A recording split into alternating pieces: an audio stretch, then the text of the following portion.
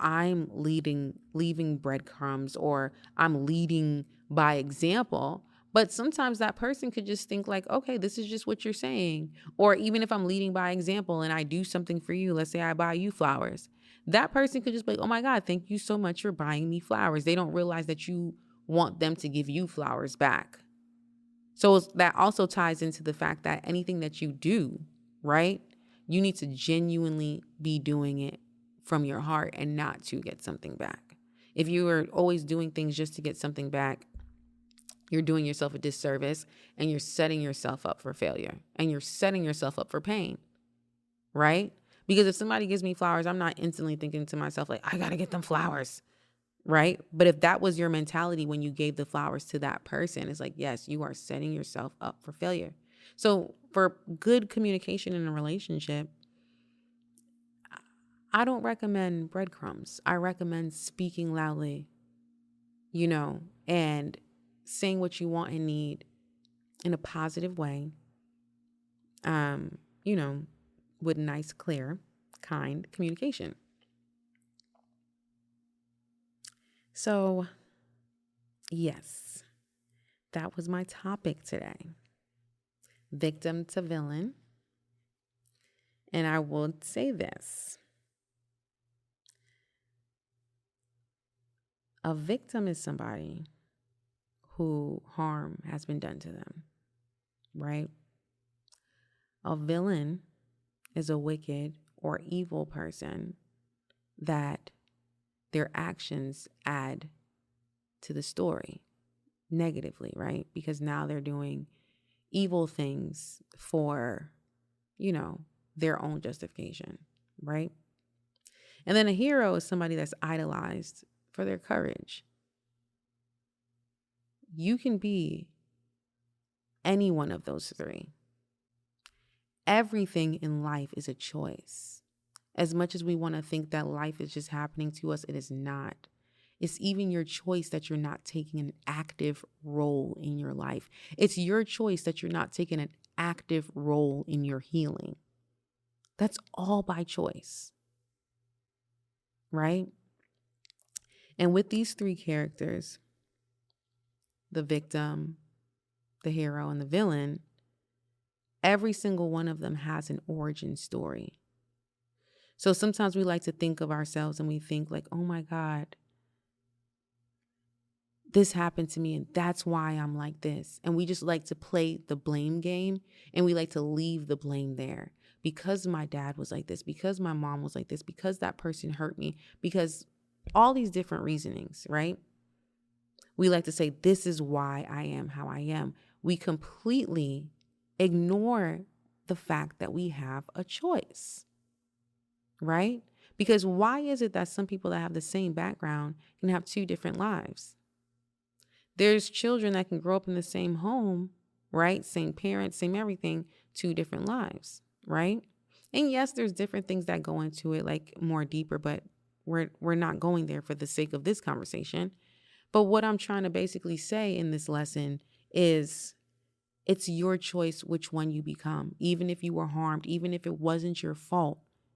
I want to empower anyone listening to this to take full control of where you steer your life. Okay? So just because things happen to you, you did not lose control.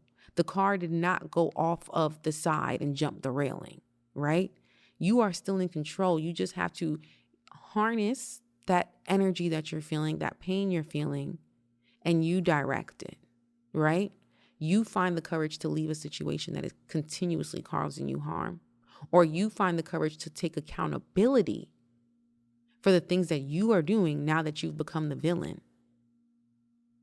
And you twist that and you become the hero. Become the hero of your story. Save yourself. Pick yourself up. And like I said, every single one of these characters has an origin story. But they take the choice on how they make that story unfold, right? So if the victim is harmed, they can choose to stay in the victim state and keep getting harmed and being an easy target, right? The hero, he takes the most courage, right? Because that means you have to face what happened to you. That means you have to find the courage to go and heal from it, even if you don't get that apology, even if you don't get that validation, even if no one understands you. The hero still has to save himself if he wants to live a happy life. And then you have the villain. All villains in like all these movies. I'm not a big Marvel or superhero, movie fan, but I am aware that all of these villains, and like killers in scary movies, they all have a reason why. They usually all have some sort of origin story when it's like, this was the moment that this person changed. We all have those moments, right? It doesn't make your moment less painful. It doesn't make it less serious, right? But just understand the person that gets hurt the most, being the villain, is the villain, right? Because now the thing that you wanted the most, right? Let's talk about it in a relationship sense. The thing you wanted the most, let's say it was a relationship. Let's say you really wanted marriage and you wanted kids, but that person that you were with, right? They hurt you. Maybe they lied to you. Maybe they left you. And now you feel like, oh my God, they took everything from me that I wanted. They didn't take it from you, right? But if you become the villain and now you say, I'll never love again. And now you say, the next time someone comes in my life, they got to fight to take these walls down. They got to do this. They got to do that. That person didn't take your future from you. You're giving it away by staying and becoming the villain. Because now being the villain and you carry that on to your next relationship when you meet other people and things like that, that's not going to be wife or husband material if you're acting out and you're trying to harm people because of what you are feeling. Yeah. So like I said, remember, everyone has an origin story. And if I had to give some advice, even though this is not, an advice situation because I'm not the best, but I probably feel like I have been giving advice this whole time. I don't know, but I'm just talking about me. Because like I said, I came out of a situation where I was harmed, and I was cheated on, and I really became the villain for like a strong year. I was the villain. I was mean. I was nasty. And no matter how much he changed and tried to do good things, I could not see it. I was blinded to it until I was forced to exit. So if I could give any advice, I would say take accountability. Make sure that you can see yourself from like a bird's eye view. I think that's what they call it. Like when you see yourself from the outside looking in. Make sure you can take that accountability, see what you're doing, and check yourself. If you want to stay in that situation, you have to save yourself. You have to heal yourself. And even if you want to leave that situation, you must still heal yourself. Understand when people do things that it is true, it does not have anything to do with you. There's nothing that you can do to make someone harm you unless, you're in a fight. I'm not talking about like physical fights. So I'm all for, standing up for yourself in a physical fight. But I'm talking more in like the emotional world and the emotional sense, right? Sometimes people really hurt people just because they're hurt or just because they really don't know better.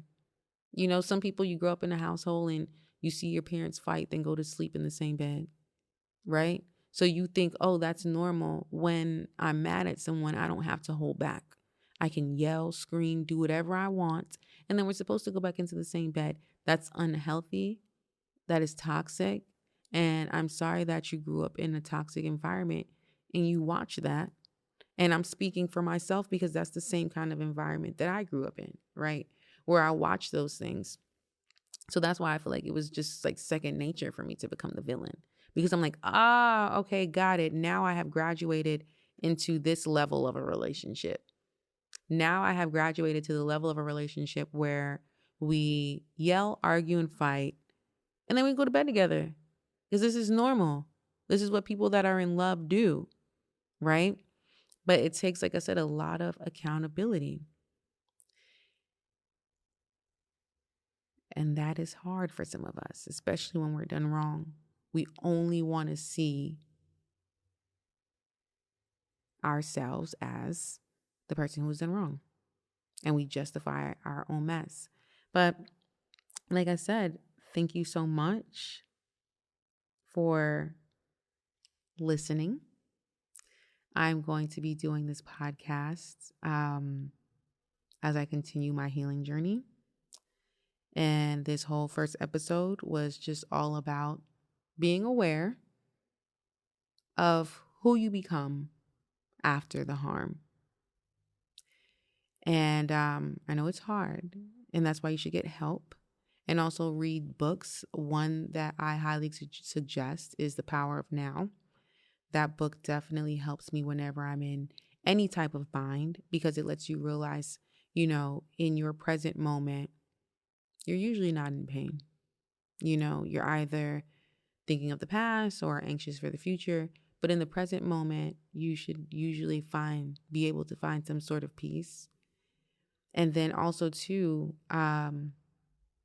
really practicing and knowing that you're whole without anyone else. And I'm not like an advocate for like being alone. I don't think that we're supposed to be alone, but you do have to, be whole on your own. So if people enter your life or exit your life, it doesn't end your life. When you know who you are and you're sure about who you are and you're safe with yourself, you can trust your judgment. So even if somebody has to exit your life, you trust like, okay, that was a good decision and I can have peace with that. And I'm still here and I'm going to still take care of myself and I'm going to still do good things for myself and I'm going to still make sure I'm okay. But those are all choices. And you have to choose not to be a victim in order to live in that light. And these are all things that I'm learning. I lived in a victim state before and I lived in the villain state. So victim state, I feel like I got out of that, where you just think, oh my God, all these things are happening to me. And you're just, waiting for more things to happen. But then I was going ham in the villain state. I was a villain. I was talking disrespectfully, to others. I can't even really get into it. Like the amount of things that I was doing, I was vicious. And I didn't see it because once again, I felt justified in my pain. But when you get out of that and you're able to see yourself, you're able to heal and make the changes that you need to make. So thank you so much for listening to my first episode of Kayon's Daughter. I'm just going to be rambling like this, and I hope that you like rambling. And I'll have some guests sometimes, and I'll get into more personal stories also in the future. This one was just a soft one to let you know, okay, yeah, I've been cheated on. So that's like the victim villain situation there. Yeah. And remember, I didn't really touch on this in this, but remember, forgiveness is more for yourself versus anyone else. So when you forgive someone, it's really just granting yourself peace. And if you love yourself enough, you will know that that peace is what you need. And you'll do anything to take care of yourself when the love for yourself is genuinely solid. Loving yourself should be the foundation of any relationship. If you don't love yourself, can there even be a relationship? All right. Thank you so much. This is Faye Peck, and you're watching and listening to Kayon's Daughter. Bye.